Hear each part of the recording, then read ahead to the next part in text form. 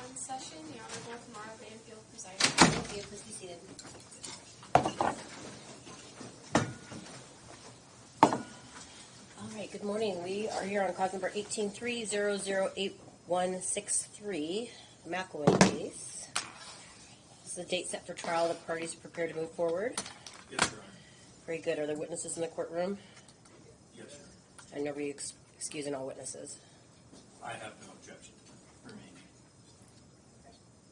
They can remain.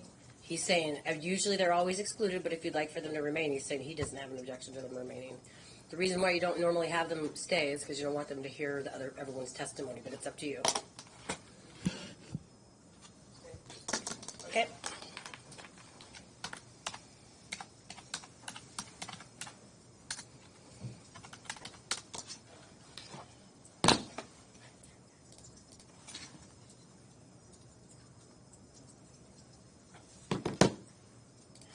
All right. Opening statements. Your Honor, I do have a couple preliminary methods. Okay. So I had previously filed a motion to consolidate this case with the relocation case. And I did that for purposes of judicial efficiency, evidentiary efficiency. As you remember, we had one full day of trial in that matter. The guardian ad litem testified and submitted a report.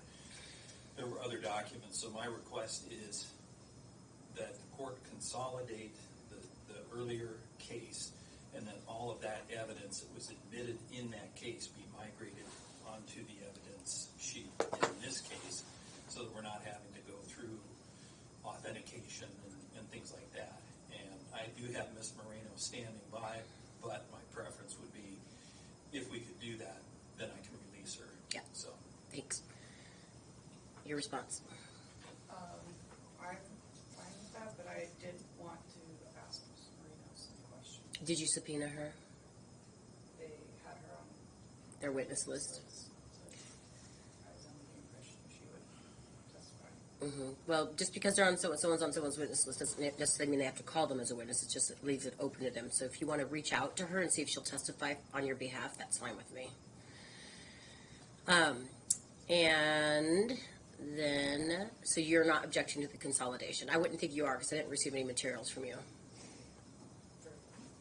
I figured that's what we were doing. Okay, very good.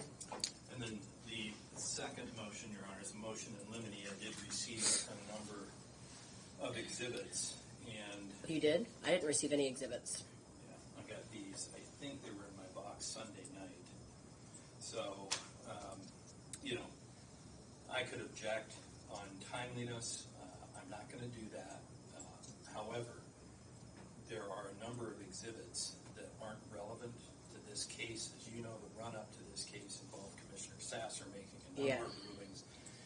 And my understanding of the case today is that we essentially are looking at the day after Ms. McElwain's withdrawal of her petition to relocate. So any evidence relating to that time period going forward, then I wouldn't object. However, there's a number of texts, documents from 2018, 2019, 20, 21, and we just don't believe that those have any relevance to the trial, given the fact that the court's found adequate cause and given the fact that we're where we're at. So what I'll do is I'll pose the objection at the time, but I just wanted to alert the court that that's going to be the basis so I don't have to go through it each Right. time. Sounds good. Okay. I did file the exhibits with the clerk before the 4 p.m. deadline. I'm not worried about timeliness. He said he's not going to object to timeliness. Talk to me about the rest of it. My exhibits? Yeah, you don't have to make this argument now. You can make it later, but as you understand, he's going to be objecting to anything that comes in that's from after you've returned from Florida.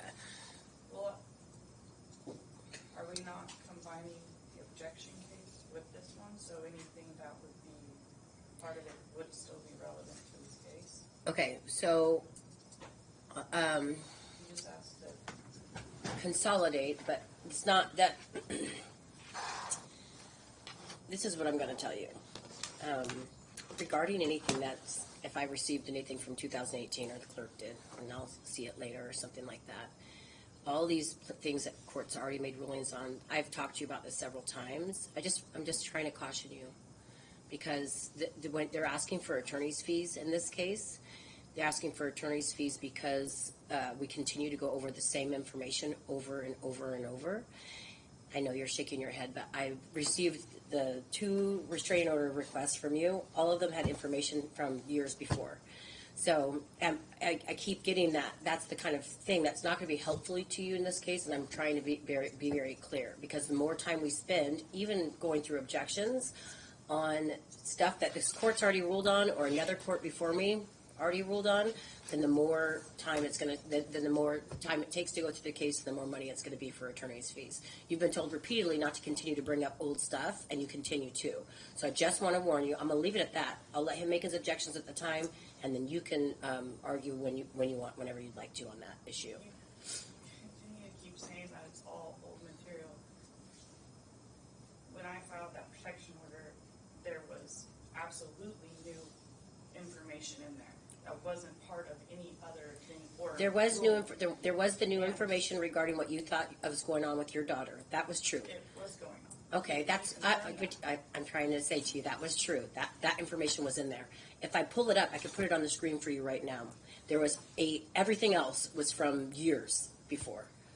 Years.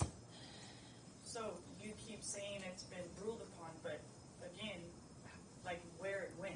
If we went to one of our very first court hearings when you and I were in here together, and you raised this CPS report that had been already disposed of at that time, and then you raised it again in the protection order, acting as if it was a current, which is literally 2 to 3 years past that time, and you raised it as if you told the court. Just happened to come to me because the other judges gave it back to me when they saw what was going on. But you told the court there was an ongoing CPS investigation. That was like a couple months ago on an issue that we knew that was different from 2 years ago. So that's what I'm trying to talk to you about. And I also never received any notice that it was closed. So Okay, I'm we sorry. talked about it in court, and we had the GAL talked about it in her report. She did not. Okay. She didn't even get the CPS report until after her report was done. She stated that. She didn't even request it until she had to request it. Are you saying she didn't testify to it in the trial? Is that what you're telling me? She didn't have it. She did not have it before trial. I have an email from her confirming that. Mm-hmm. So did she testify about it in trial? Not that I recall. Okay. She was aware of the Yeah. allegation. Let's move forward then. And you can. I've just warned you. You can go through whatever you want. This is your trial. You guys have requested it. You get to bring in any information you want, as long as it's not objected to by either party, and the court makes its evidentiary ruling. I wanted to give you a chance to understand the position that I'm taking on this. So moving forward, you'll have an opportunity to respond to it any way you want to. Okay. Opening statements. Your Honor, you're very, very, very familiar with the case. Yes. The only thing I would do to bring the court up to speed is that the children are thriving in their current environment. Obviously, we feel it would be in the best interests of the children, which is the standard, to change that. So we're asking the court to just basically confirm the placement that exists right now, and then we'll talk about attorney's fees. Okay. Thank you. I'm just going to look real quick. Ms. McElwain, how many witnesses do you have on your witness list? I believe 4. Pardon? I believe 4. Okay. Did you want an opportunity before we get started to reach out to Ms. Moreno so that you can make sure she's available to you? No, I recall much of her testimony, and Argue it I in closing. point out. Yeah, you'll be able to do that in closing arguments. Okay. Yeah. Or in opening as well, if you plan on doing an opening statement right now. Okay, opening statement.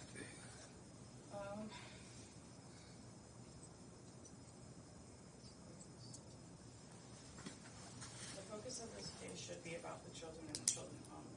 The respondent's history of negligence, abandonment, and emotional abuse of the children required him to distract the courts and create conflict in an attempt to win. Despite being told the statute's favored allowing us to pursue a life in Florida, the constant attempts to harm the children is in my life. The respondent would rather fight to fight.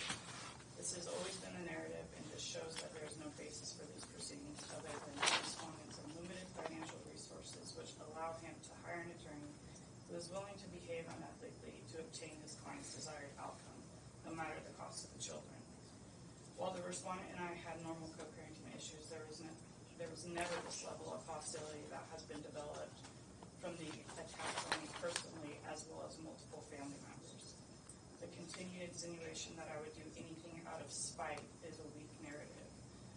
When presented with the facts of this case, the evidence will show that this does not make any sense. The respondent would like to have the courts believe that for the first time in 5 years, I made a decision to pursue a career that would have overall benefited the children, myself, and even him, and all somehow to punish him. This is just simply wrong. The facts of this case will show that the respondent has no desire to co-parent or put what's best for the children above his own self-interest, and that he has a motive to create hostility and has done so since I filed for divorce. He is willing to commit perjury and false swearing if it means getting what he wants. He has no regard for the children's well-being, and the fact that he would drag our children and families through all of this litigation before first trying to mediate or work together shows how difficult this man has been to co-parent with. This case has become about everything but the children. Instead of addressing the factors of relocation, the respondent and his counsel have pandered to the heavy bias of political ideologies to gain favor. The respondent's hostile litigation shows that the only person acting in spite is him. And again, to comment off of Mr. Foley's thing, the children, obviously we have a difference about the children thriving, but if that's the case for any of this, then the respondent himself stated that the children were thriving while in Washougal, and this is recorded in the GAL report. If that's the standard, then I don't understand why we're here. And not only that, but I've also had to pay extensive attorney fees. And if the respondent can't afford them, then he has the ability to represent himself just as I do. He refused to mediate. He requested that everything be brought to court. I'm not an attorney. I'm doing my best. I don't know what else to say here. Okay. Just really quickly to comment on the attorney's fees. The way the statute reads is if one person is causing delay, call it intransigence, or bringing motions repeatedly, the same motion over and over, the statute almost requires the court to grant attorney's fees. It's not that he can't pay them. Maybe he can't. I don't know. It's not my business. But what it does is he shouldn't have to pay an attorney to fight against something that the court's already continued to make a decision on. So I want you to understand that as we move forward. First witness. Thank you, Your Honor. Stanley McElwain. Come up here first. I'll just have you stand there first. Yep. Please state your full name and spell your last name for the record. Stanley McElwain, McIlwain. Do you swear affirm to tell the truth in these proceedings today? I do. Thank you. Have a seat.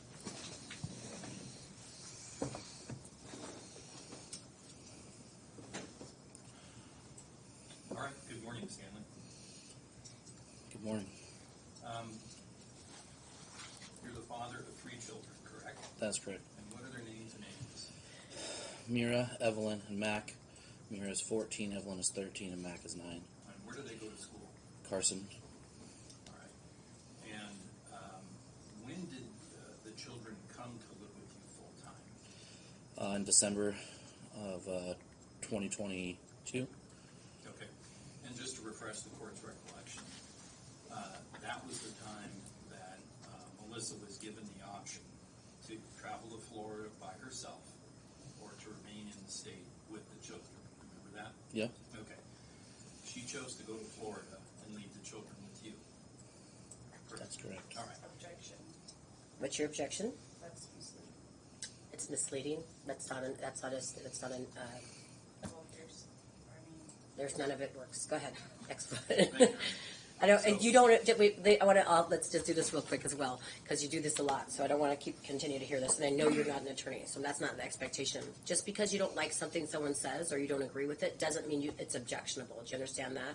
I could tell you that you were wearing a blue dress, and you could object, and I decide, I'm sitting here right now, so just because you don't like something someone says or agree with it, I'll be the one that decides. So if he says you have a blue dress on right now, you don't need to object to it because he gets to say you have a blue dress. I will decide whether it's a blue or a black dress. Do you understand? I understand that, but if it's a false statement, am I not allowed to? You get to, you'll make argument and you'll pull out during cross-examination whatever is untrue about what you've just heard.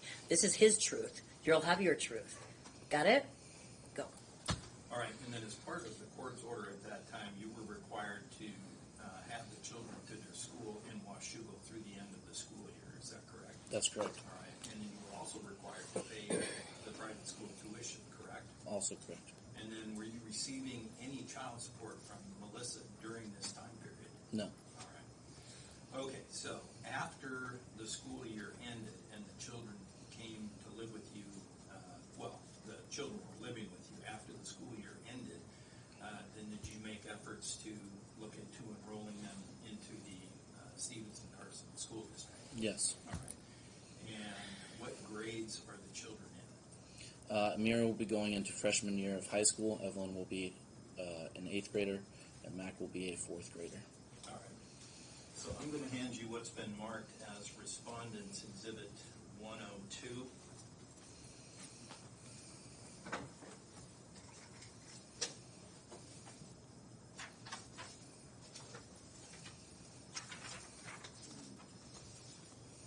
And can you tell the court what this is? Yeah, so this is Amira's grades. All right. And how is she doing? Amira's doing great. She has gone into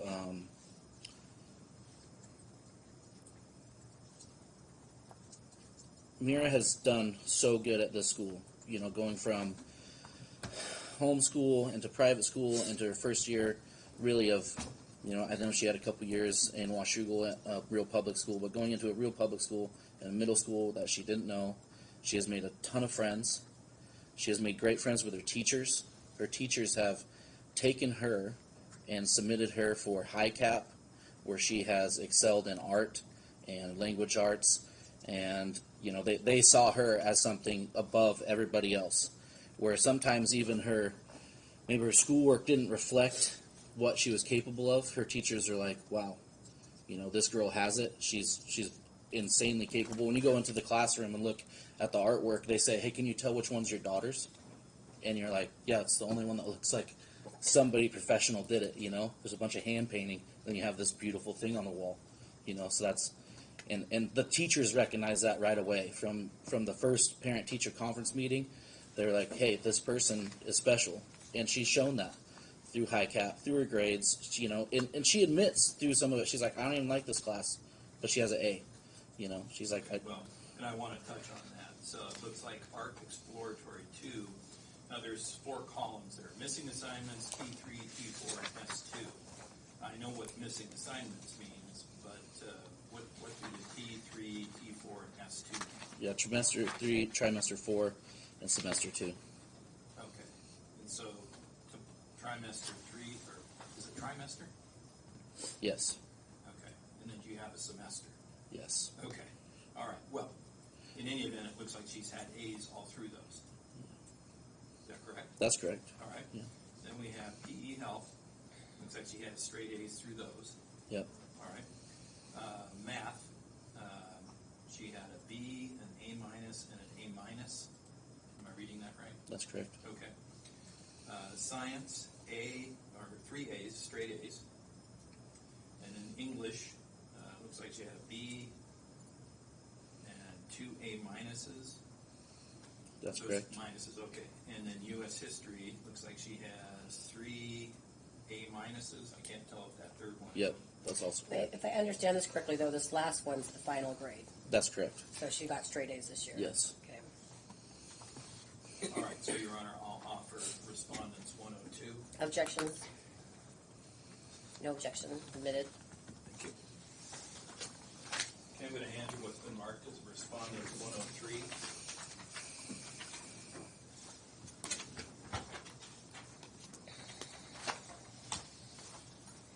Recognize that document? Yep. Can you tell the court what that is? Yeah, so this is just a picture of some of the awards that Mira received. This one, The first one was a presidential education award, just of being an outstanding academic student. She received that. The other one's for track.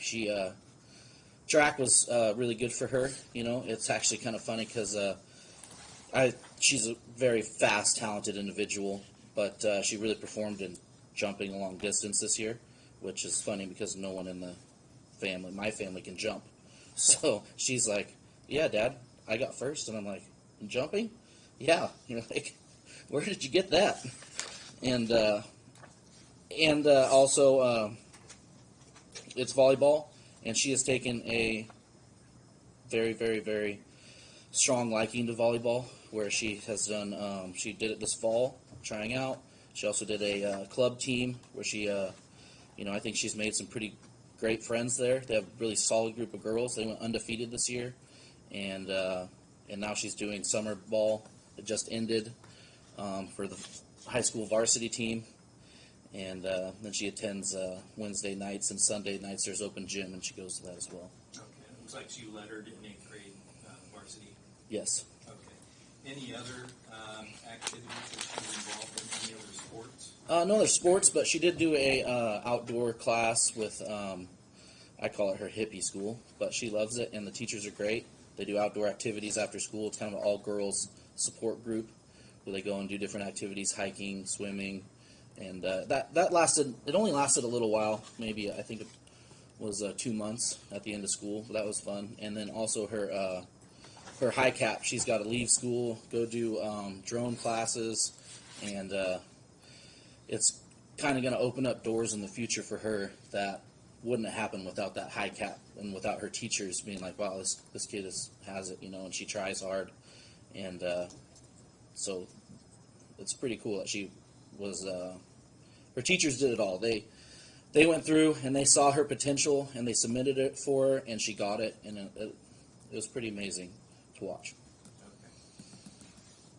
All right, I will offer respondents 103, Your Honor. Objections? Admitted. If I could have respondents 104. Handing you what's been marked as respondents 104. So the court will get that. Yeah, this is Evelyn's grades. All right, and looks like that's the same format. No missing assignments, the trimester 3 and 4, and the semester 2. So in math, looks like she had a B+, an A, and an A-. Why don't you go ahead and just take us through that? You're technically the one that's supposed to be testifying. Yeah, so Evelyn's funny. You go in, and Mira and Evelyn are a little different. Evelyn has a kind of nonchalant outlook towards school, and she just excels through it. So if she has a missing assignment, I'll get on and check and be like, "Hey, you're missing an assignment." I call the teacher. I'm like, "Hey, Evelyn's missing an assignment. Is it too late for her to get it in?" The teacher's like, "I'm not even worried." I'm like, "Well, she's missing an assignment. It's a little bit of a worry." And the teacher's like, "No, it's not a worry for us." And so at the end of school, she was doing softball, and she had straight A's all through the entire year. And then I get on one day and I look, and she has a D, or maybe a C in math. And I'm like, "What's going on? You're missing a bunch of homework, And she's like, "Yeah, softball got a little crazy and stuff like that." I'm like, "Okay, well, what do we need to help with? How do I help you, And she's like, "I don't need help." And so she goes to her school. She gets some missing assignments. I call her teacher. I'm like, "Hey, can she get these assignments in?" And the teacher's like, "I honestly am not worried at all." And it's in math. And so at that time she had a C, and then the teacher, while I'm talking to her about, "Hey, I'm missing assignments," the teacher's like, "Just so you know, she has missing assignments in homework, but she has aced every single test so far. So she hasn't missed a beat." And then also in that same conversation, the teacher says, "We're also putting her in to do the next freshman math in the 8th grade next year because it's too easy for her." And the same thing with art. Mira is so good at art that Evelyn gets kind of maybe not thought of as a super talented artist, but she is. And it's the same thing. You walk into the room, and they're like, "Which one's your daughter's?" And you're like, "Well, that's Evelyn's." But she's just quiet about it. She doesn't really talk about it, And PE, when you talk to the PE teachers, they're like, that was probably the nicest thing the teacher said to me. I was like, hey, you know, how are the girls? And he's like, I just want to say I have 2 young girls that are the same age distance apart, and I hope that when they're their age, that they're just like your daughters. He's like, I don't know how else to give anything other than that, you know. All the teachers, when you go and talk to them, they're kind of, you know, you go into a student-teacher conference and you're like, how are they doing? And the teachers just say, I don't even know why you're here. They're like, you know, they're some of our best students. And it does look like she finished the year with straight A's as well. Correct. Okay. Your Honor, I offer response 104. Objections? Admitted? And then could I have 105? I'm going to hand you what's been marked as respondents 105. You tell the court what that is. Yeah, again, just more awards for each of them. Evelyn got an award in English. She is a good storyteller. You know, she has a good imagination, so it shows through in her English. You know, her teacher says she can come up with a story fast and efficient, and it's usually got something funny in it. And that I think that's why she was awarded her English award. And then with science, she loves her science teacher. It's kind of a typical quirky, crazy science teacher, and they have a funny relationship. And the teacher, whenever she looks at Evelyn just gives a little smirk, and then they're good. And the science teacher just said that she's so engaged during science and stuff like that, that's one of the reasons she got the award, is more engaged than the other kids. And All right. Is she involved in any extracurricular activity? yep, Evelyn also does volleyball, and she also does softball, and again, great at both of those. She's an athlete. She has a group of girls that she's friends with that she does all those through, and they are just they're very, very good girls. The group of girls Evelyn has around her is so funny. They do everything together. They're just so positive and funny, and just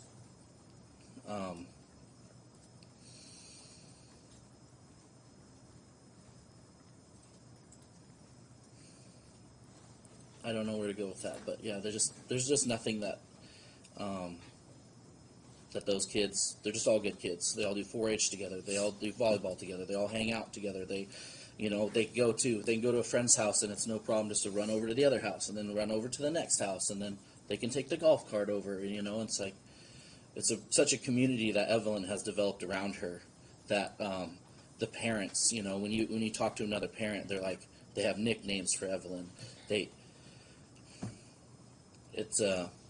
She's developed her own community around herself, you know, and really come into her own. You know, she has animals in 4-H, and she loves that dang goat.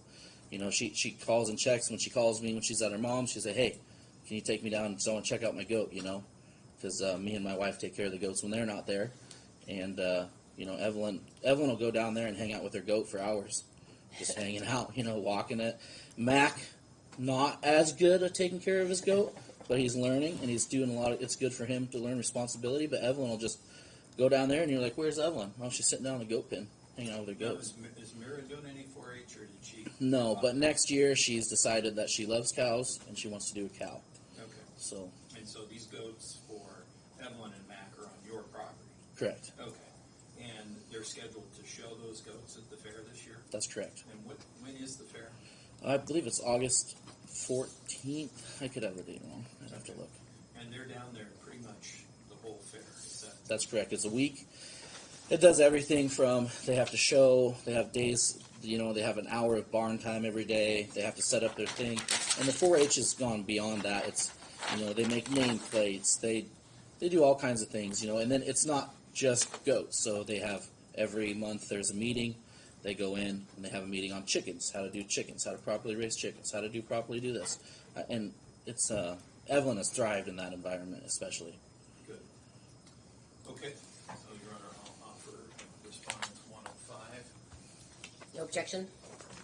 Admitted? 106, please.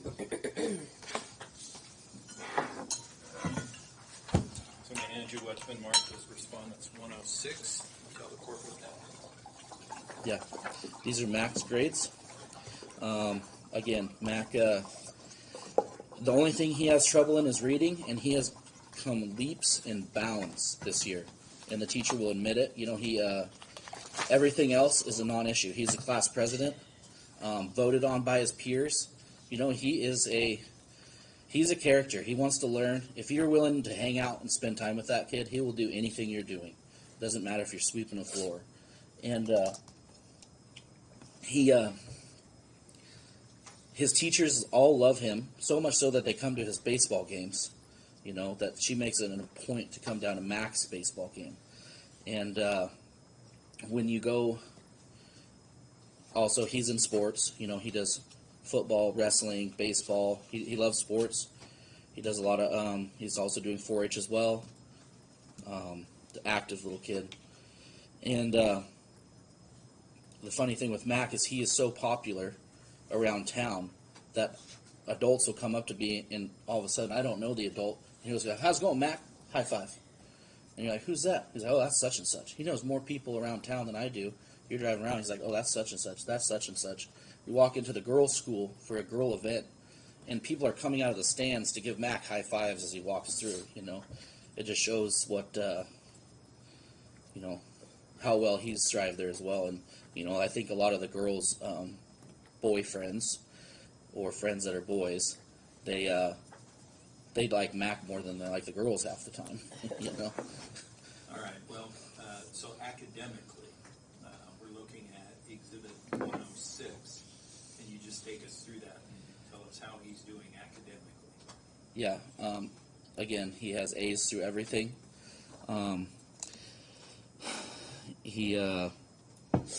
The teacher, when you go, same thing. You know, you go in and you say, "How's Mac doing?" And she's like, "Great." He's a non-issue. He's a whiz at math. You can teach him a mathematical equation or a process to do math, and he's got it locked in his head, and he doesn't forget. And again, the reading was a little struggle for him, and it always has been. And I think the major part of that is just because he's bored when he reads.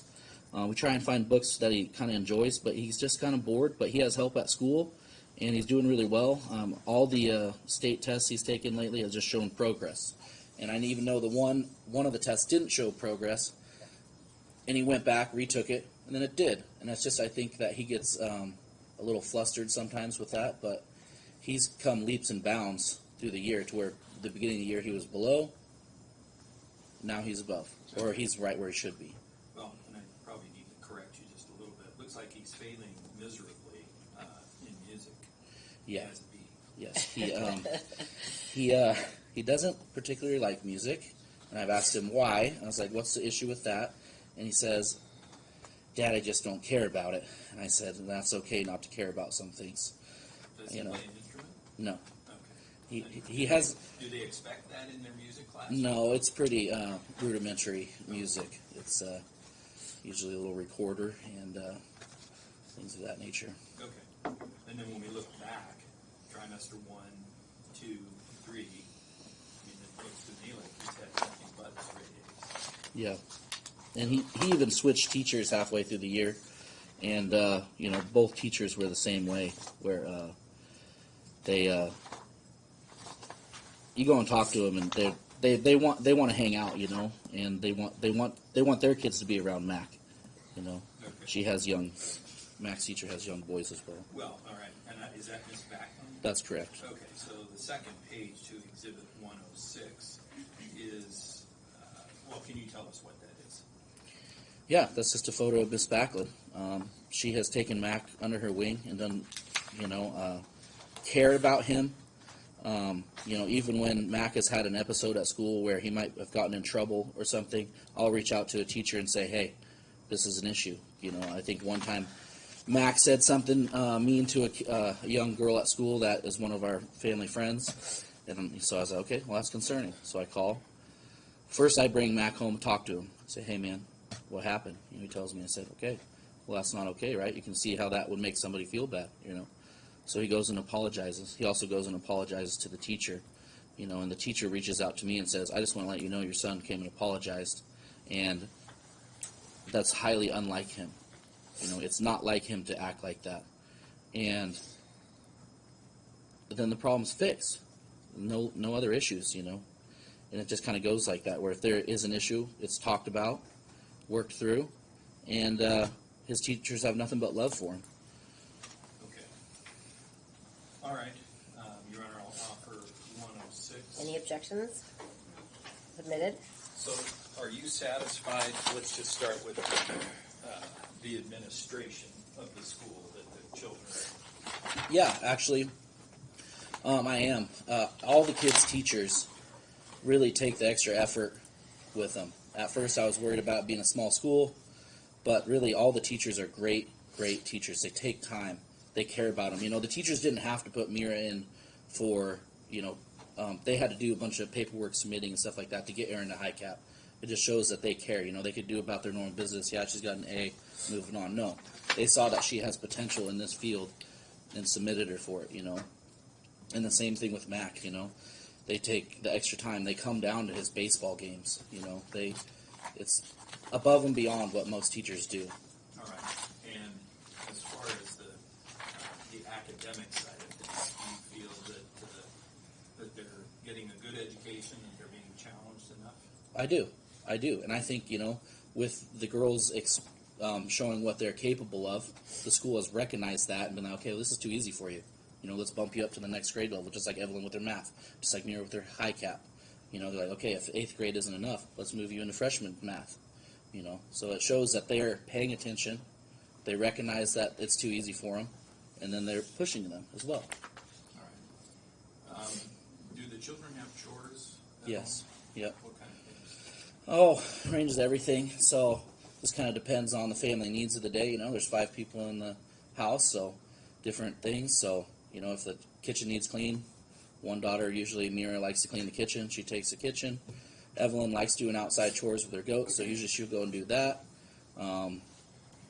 Mac, range of different things. So right now it's coming into firewood season for us because we burn wood. So they're stacking wood. I'll go home and cut and split.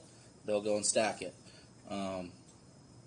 So it's through the summer they have a daily chore. It's not as much a chore during the school year when there's sports and stuff like that. But if there's no sports, you know, then it's pretty much they have some sort of chore that I come up with. So during the school year, do they have like a set time for homework when they come home from school or get home from practice? Yeah, it's a struggle, as 3 kids in 3 different sports is, but it's very doable. And the nice thing with the girls is they have time at school to get their homework done. So that's nice that they have I believe a 2-part period, one after lunch and one at the end of the day, where they kind of can choose how they spend that time. So during the sports time, it's nice that they can get that done. Mac, he isn't given a lot of homework. Usually it's reading, and then there's some math, but he can sit down to that 4 pages of math and just it's done in no time. So as far as transporting the children, whether it be to school, to practices, has that been an issue for you guys? It was a little bit of an issue in the beginning. The school bus had an issue with our road, and I fixed it. I built a big bus turnaround so the bus can turn around at our driveway and pick the kids up, take them back. So that's handled in the school. And actually, they were actually pretty easy to do with it. At first, I was like, oh no, we don't have a bus route. This is going to be hard. And then I was able to get a hold of the school bus superintendent, and we figured a plan out, and it works. Okay. And also, I have my sister and my brother-in-law moved in next door, and my mother and father-in-law also moved in next door, bought the 2 adjoining 2-acre parcels, so the support there is huge. My sister works in town. She has 2 young kids there as well, so, and there's always someone there, you know. Right. And then, you know, is this the case with a lot of sporting events? If you have teams, sometimes parents, you know, put together a transport arrangement. Do the parents in the sporting events share transportation with the kids? Yes. Or if you're not available, I can drop them off. Yes. So, you know, Evelyn and Mira's teammates and parents are great, right? So a lot of Evelyn's friends are our friends as well. So we'll take turns.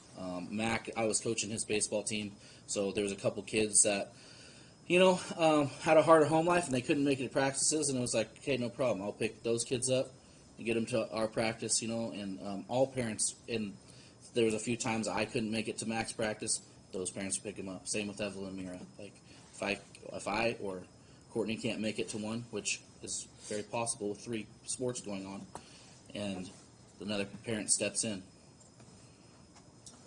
All right. Are you planning on doing any coaching of your kids' teams come this fall? I don't know. It's a hard one because I like coaching and it's fun to watch as a team.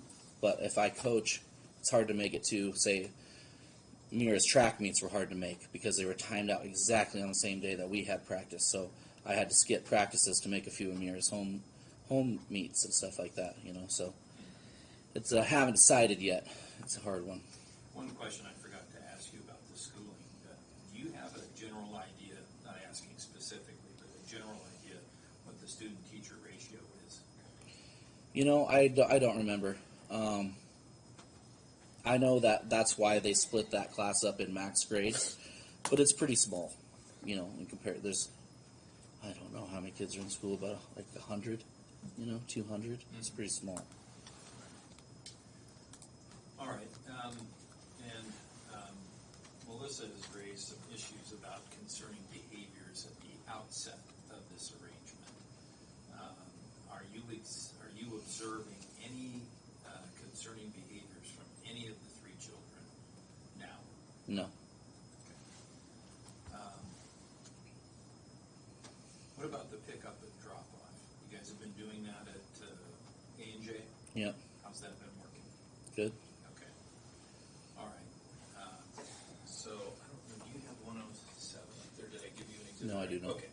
So, if I can get 107. And can you tell us what that is?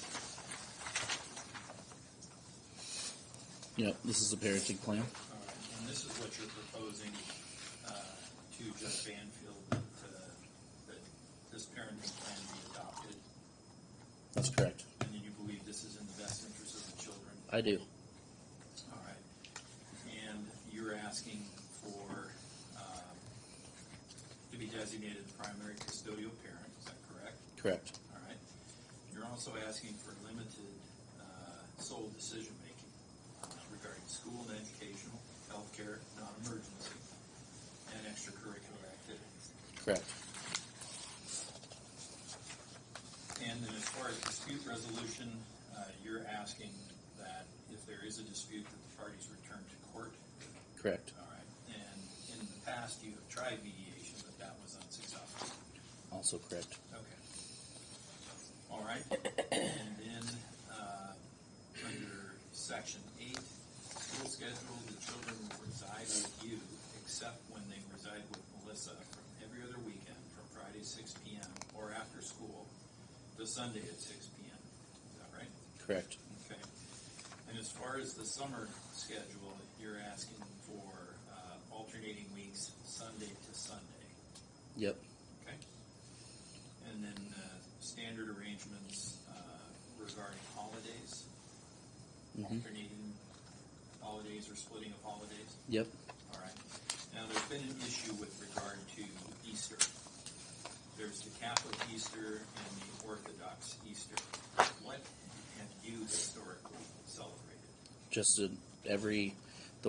normal Easter, that the rest of the world. Sorry, I shouldn't say that. Just the normal Easter. Okay, the Catholic Easter. Correct. Okay, or Christian Easter, I guess. All right, so that Easter would begin Friday when school is released for the weekend until Sunday at 6 p.m. Then you indicate if there's a conflict with Orthodox Easter, you shall have the holiday if the conflict is in an even year, and Melissa will have the holiday if the conflict is in an odd year. Yep. Okay. And then Orthodox Easter begins Friday when school is released for the weekend, Sunday at 6 p.m. If there's the same thing, conflict with Catholic Easter, there's the odd and even year provisions. Melissa must notify you of her intent to take the holiday if it's on your weekend 3 weeks prior to the holiday via your family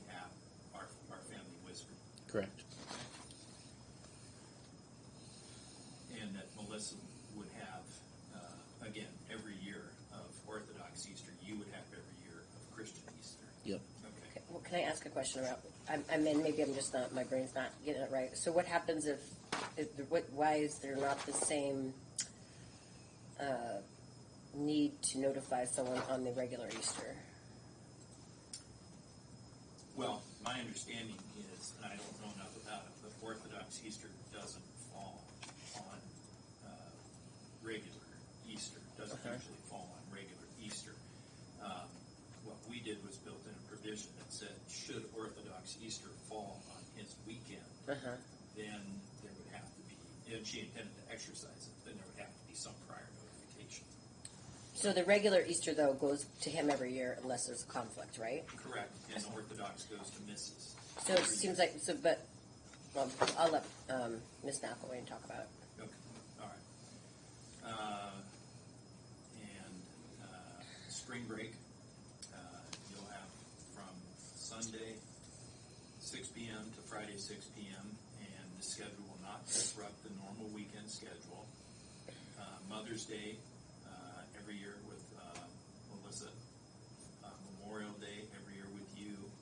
Father's Day every year with you. 4th of July, follow the summer schedule in Section 9, which basically, if it's her week, she has it. If it's your week, you have it. Correct. Okay. Labor Day begins when school is released. Well, that's not necessarily correct. Unless, school's in session. It begins when school is released for the weekend and ends Monday at 6 p.m. Labor Day every week, every year with Melissa, right? Yep. Okay. And then Thanksgiving begins when school is released for the holiday and ends on the Friday after that at 7 p.m. And this schedule will also not disrupt the normal weekend schedule. Odd years with Melissa, even years with you. Correct. All right. Christmas Day, Christmas Eve, for the first half begins when school is released for the break and ends December 26th at noon. The second half will be from December 26th at noon until the day before school resumes at 6 p.m. First half, odd years with Stanley, and second half with Melissa, and then the reverse schedule in even years. Yep. Okay. And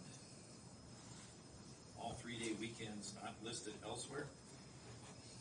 The children shall spend any unspecified holiday or non-school day with the parent who has them for the attached weekend. The weekend begins when school is released for the weekend until return to school. That was something we dealt with last time we were here, and your concern was that wasn't really working well. Yes. Okay. And are you asking then that the weekend begin when school is released for the weekend until, in this case, it would be a Monday, I guess, a Monday holiday. Yep. The children are returned to you Monday night so that you can take them to school Tuesday. Correct. Okay. Yep. Just to give them time to get their stuff ready for school. Okay. Transportation arrangements.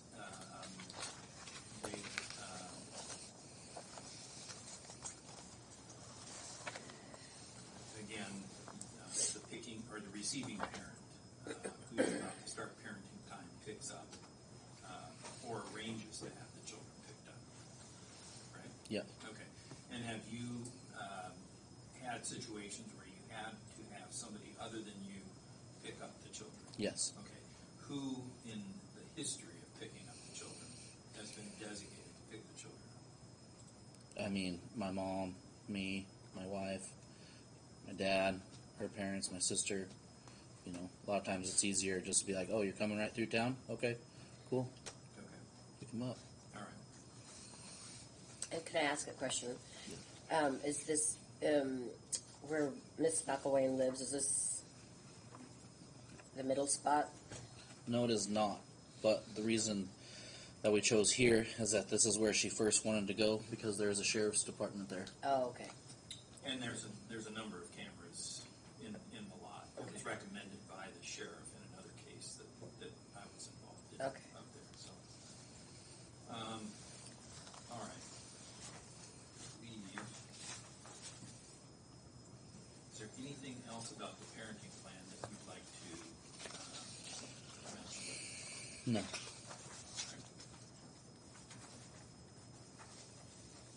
And I'm not gonna be obviously offering that, as an exhibit.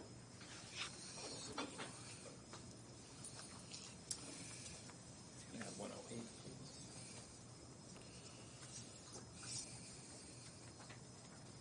And Angela, it's been marked as respondents 108. You recognize that? Yep. That is the proposed child support order that you're asking the court to adopt. Is that correct? Correct. And that's essentially the one that you've been operating off of up to today's date. Is that correct? Correct. All right. So if you go to page 2 and you look at the income numbers, monthly net for you is listed at $6,533.64. Is that still accurate? Yes. All right. And is that based upon your most current year-to-date wage stub and W-2 Correct. and taxes that you filed? Yep. All right. And then you'll note that Melissa's is listed at $3,048.60. Do you recall where that number came from? No. Okay. I believe that was what she was operating off of in Florida. In Florida. Okay. All right. And so the standard calculation using those net incomes shows that Melissa would owe a monthly child support payment of $814.72. Does that sound about right? Yes. Have you been receiving that? I think I received a $400 when I got it via a Zella app.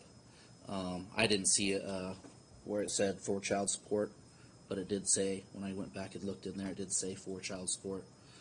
So that's what I've received. Okay. One-time payment or several every month? I've seen a one-time payment on Zella. So since Melissa returned from Florida, how many payments have you received? I've received one $400 So that's the payment. only one? Yes. Okay. I do know that she has a new job, she said the last time we met, and I don't know. I tried to get a hold of DHS, and I'm having a hard time getting a hold of the guy that is in charge of our case, so I'm not sure if she's made any other arrangements through there.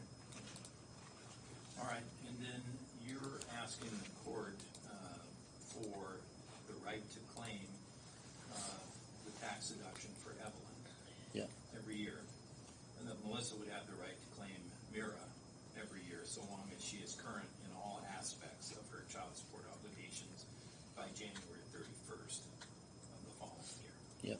Okay.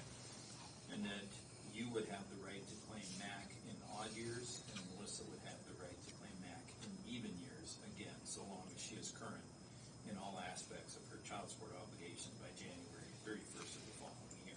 Correct. And that the order would require the non-custodial parent, in this case Melissa, to cooperate in filling out IRS Form 8332 at the time they have it. Yep.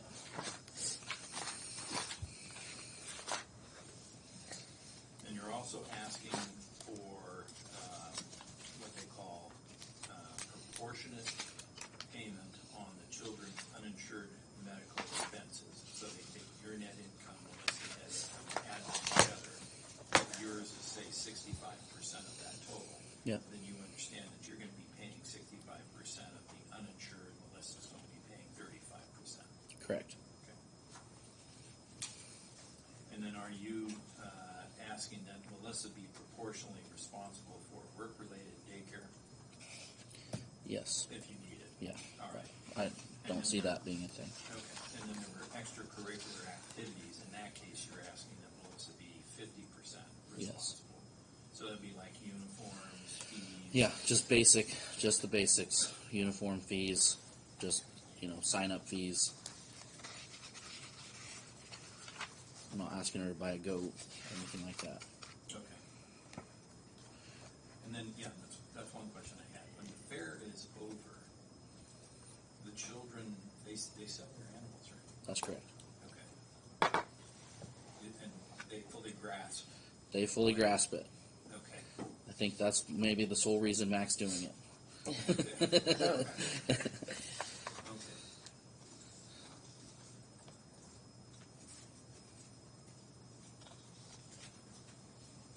All right.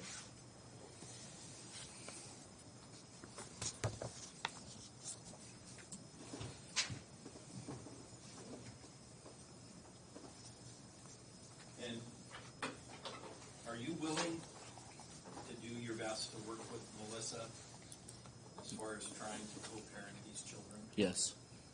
Do you feel that that's a possibility? I mean, the way it's past proven is no. It's extremely difficult. And why is that? I don't know. You know, I think that when I write a message, I do anything that's very cordial. It's just very to the point, business-like. I don't feel like I get the same response. You know, anything is a no. Anything, you know, if I think that, you know, something, to me, if it's my idea, it's going to be shot down right away, and it's going to be driven in the opposite direction as far as it can, and no matter what detriment it takes, you know. All right. Do you feel that this change that was made by Judge Banfield back when Melissa left for Florida, do you believe in your heart that that really was in the best interest of the children? Yeah, I know 100% that's true. And have you seen a change in their behavior, their growth? Completely. They completely changed. You know, the kids have really come out of their shell in that aspect. You know, they've changed. It's completely. You know, it's not easy for any child, but they're succeeding when they're at my house. That's for sure. And then, how do they get along with your wife? Good. They have a good relationship with my wife. You know, it's been hard. I think it took a long time. You know, there was a lot of instances where, you know, we were talked bad about, you know, and it's taken a long time to get the kids. I know at one point in time, Melissa told the kids that your father does not love you, to the girls. And so I had to, you know, I've had to come back from that. There's been an objection. So your objection was hearsay. Statements from a party opponent are not considered hearsay. Go ahead. I'm sorry, what said that again? Statements from a party opponent are not considered hearsay. So because they're your words, it's not considered hearsay. Just like his words won't be considered hearsay if you use his statements. That's the court's rule. Okay, so without belaboring that point, it has taken you and Courtney, and I suppose the extended family, Yeah, for sure. to try to overcome some of that negative influence. Yeah, it's taken trust and time again of stability, and what I say I'm going to do is going to happen, and it's taken that long, but they understand now. You know, they can see it. They understand when I say, hey, we're going to do this. This is what's going to happen. Yep, that's what happens. You know. And then how are the children when they return to your home after a weekend with Melissa? I think it changes week to week, you know, depending on how it goes. I know a lot of times it just, like right now, I know the girls, I don't think they're seeing a lot of their mom through certain aspects. A lot of times when I talk to the kids, they're like, yep, I was at my friend's the whole time. That's just what I get back from them. I know that they've been doing a lot of activities with their uncles and their grandfather. Mac's been doing some golfing, and so it's all positive through there. You know, they say that they've been hanging out with Louie, doing things with that. I know they've been doing a lot of pool time up at, but that's. I don't badger them too much about it. I just ask how it was. Great, glad you had fun. And, you know, that brings up a point I wanted to ask about. During this time that Melissa was in Florida and the kids were with you, did you interact with Melissa's family? Yeah, I think that when Melissa was in Florida, that's the best I've ever been able to communicate. Whether or not we were able to make something happen all the time, you know, I think there was a lot of times where Ryan or another family member wanted to do something with the kid, and it's like, well, we already had plans or something. Who's Ryan? That would be her brother. Okay. You know, he asked several times to take the kids dirt bike riding, you know, And so some of that didn't happen, you know. But when she was in Florida, there was open communication. When she got back from Florida, closed communication. Don't talk to my parents. Don't talk to my family. And that was it. Who were you talking to other than Randy? Were Who? you talking to Melissa's Ryan? mother? Yes, Okay, and who else? that would be about most of it. Oh. And then, you know, I think I might have texted Louis a couple times or something. But And did you guys do activities? yeah, What sort of things did you do? I personally didn't go with them, but my mother and my wife and them went skiing together, and they also did that again this year. You know, That's good. Okay. They seem to have a good time. yeah, I think it's good for the kids. The you kids know. enjoy seeing the two families Yeah, interact. I think so. Okay. And as far as the children's extracurricular activities, has there been some difficulty with Melissa getting the children to their activities? Yeah, at times. Okay. Can you describe it? Yeah.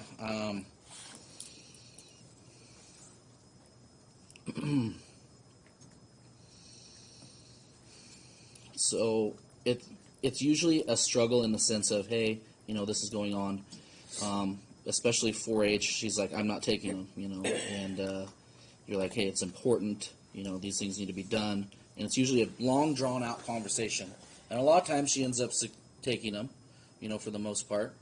But it's this huge process to ensure that happens. It's a day of communication, you know, to make sure instead of just, yep, I know this is scheduled, this is what's going to happen. Hunter's Ed, you know, same thing.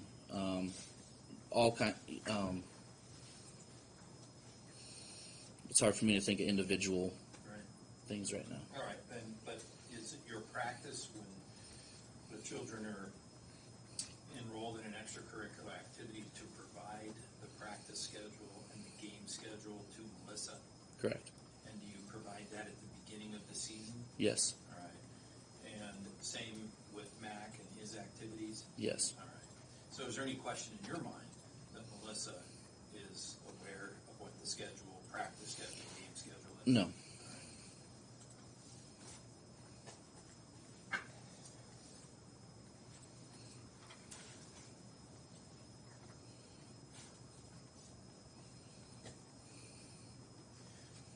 All right, and then there's been a couple of instances at your employment where somebody has made public records requests for your information. Are you aware of that? Yep. Do you know who that was? I know it was one of Melissa's friends one time under a false name, and then I know it was Melissa another time. And is this something that your employment has talked to you about? Yes. And they let you know that that was going on? Correct. All right. Okay, thank you. That's all I have. Before we start cross-examination, we're going to take a quick break. We'll come back in 10 minutes. So 45.